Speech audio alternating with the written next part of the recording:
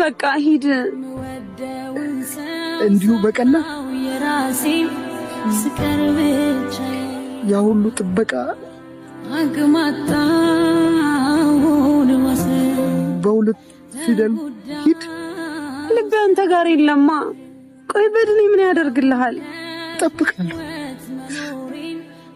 እታገሳለሁ። እባክሽ አትሂጂ።